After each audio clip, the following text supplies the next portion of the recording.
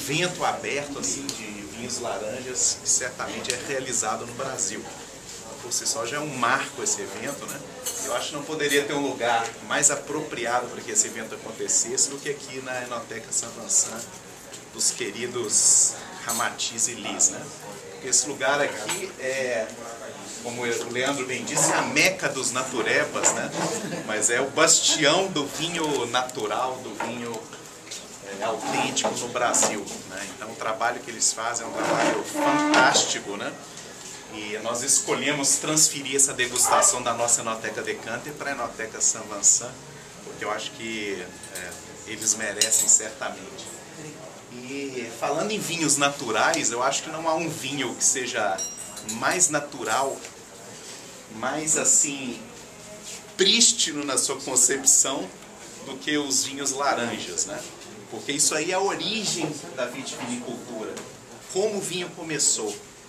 Então, para contar um pouquinho dessa história, antes eu até abriria um parênteses, porque esse termo vinhos laranjas, orange wines, foi um termo inventado lá nos Estados Unidos, assim, pelos profissionais, pelos sommeliers, porque esse vinho hoje é uma, vamos dizer, uma tendência muito grande entre os sommeliers americanos e os sommeliers assim na vanguarda nos principais mercados de vinhos do mundo, né? E tal como Super Tuscans, né, o Super Toscano também foi um termo cunhado por eles, mas é um termo que não tem nenhuma conotação legal, tal como o vinho laranja. Tanto que os italianos, né, que são os principais produtores hoje de vinhos laranjas no frio, eles não aceitam esse termo vinho laranja, né? Eles falam que é vino ambra, o vinho é âmbar, né? Não é vinho laranja. Mas tudo bem, vamos usar o nome com que esses vinhos são conhecidos internacionalmente, são os vinhos laranjas. E o que é simplesmente o vinho laranja? O vinho laranja são vinhos que são elaborados com uma longa maceração ou contato das cascas com o mosto no processo de elaboração. Como se a gente estivesse fazendo um vinho tinto a partir de uvas brancas. E na origem da vitivinicultura, que foi na República da Geórgia, né, no Cáucaso, fez parte das repúblicas da União Soviética, né? Ali que tem os primeiros vestígios no mundo de sementes de ácido tartárico em ânforas, né, que atestam que o vinho começou a ser elaborado ali. Até mais do que isso, parece que foi pelas últimas pesquisas, né, foi justamente na Geórgia que o homem trouxe a vitis vinífera silvestres para o estado, passou a domesticá-la, e que ela certamente foi um elemento fundamental para fixar o homem na terra, né? Que o homem até então era nômade, né?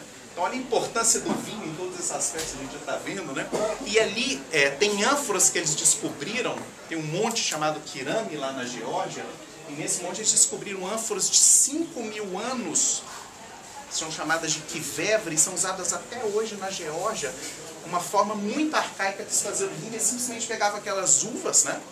E colocavam aquelas uvas misturadas, né, dentro dessas ânforas, fechava, a fermentação era espontânea, acontecia, e havia um longo contato com as cascas com o líquido, né?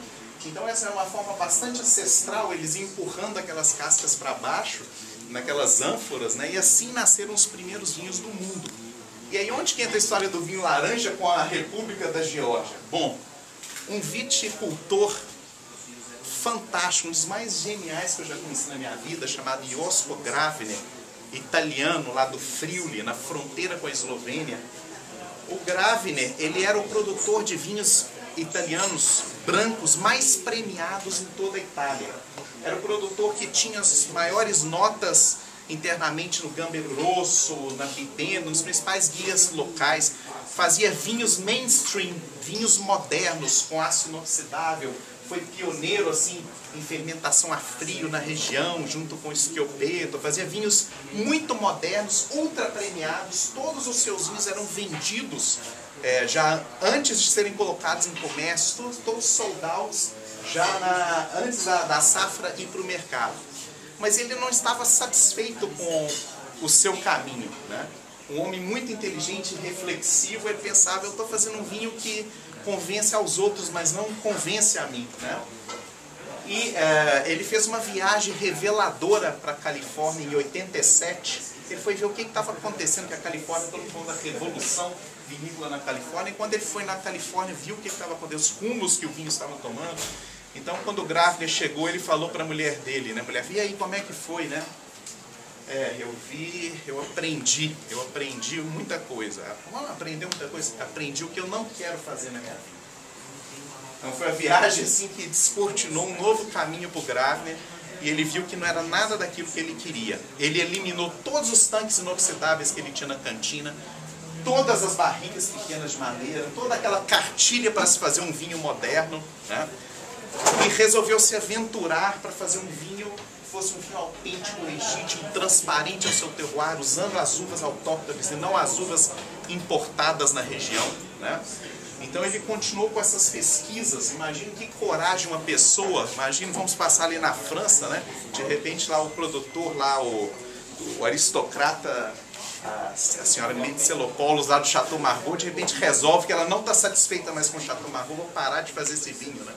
Porque eu não acredito mais nesse vinho. Então foi uma coisa mais ou menos similar, guardando as devidas proporções, na Itália, porque ele era a máxima referência em vinho branco na Itália. E de repente todos os guias que blasonavam Gravner, que colocavam o Gravner nas ruas, simplesmente arrancaram os vinhos do Gravner, sumariamente dos guias, né? E ele despencou, ele não conseguia nem mais vender seus vinhos, quem vendia tudo já locação garantida, ele simplesmente passou aperto financeiro para pagar as contas no final do mês, né? Nos caminhos novos, e as pessoas não entenderam os seus novos vinhos, né? Então ele fez uma viagem depois, em 2000, para a Geórgia, atrás da origem do vinho, né? Então ele tem nascente, não na foz de um rio. Então eu queria beber água pura, fazer um vinho autêntico, original. Então eu tinha que ir na nascente. Na nascente do rio é a Geórgia, onde tudo começou. Então ele fez 6 viagens para a Geórgia em 2000, viu como é que eles faziam esses vinhos arcaicos, naqueles vilarejos, isso nem são comercializados, né? E resolveu vir com aquelas ideias, trouxe ânforas grandes, pesadíssimas lá da Geórgia, uma coisa absurda para transporte, que elas são frágeis, né?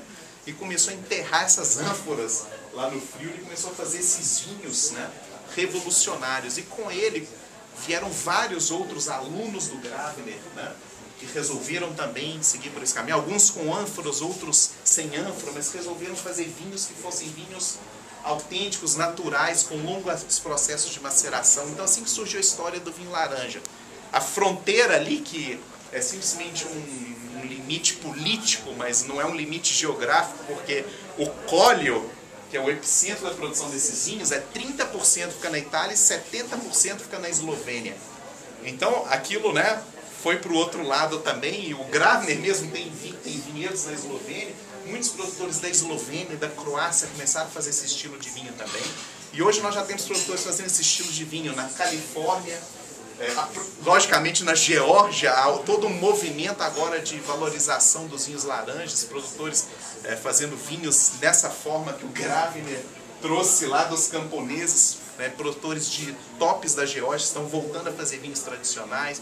Então tem experimentos em diversos países do Novo Mundo. Nós vamos hoje tomar um chileno feito em ânforas, né? Ânforas que eram usadas também no Chile no passado, né? E foram resgatados por esse produtor do Chile. Então nós vamos viajar no tempo, né?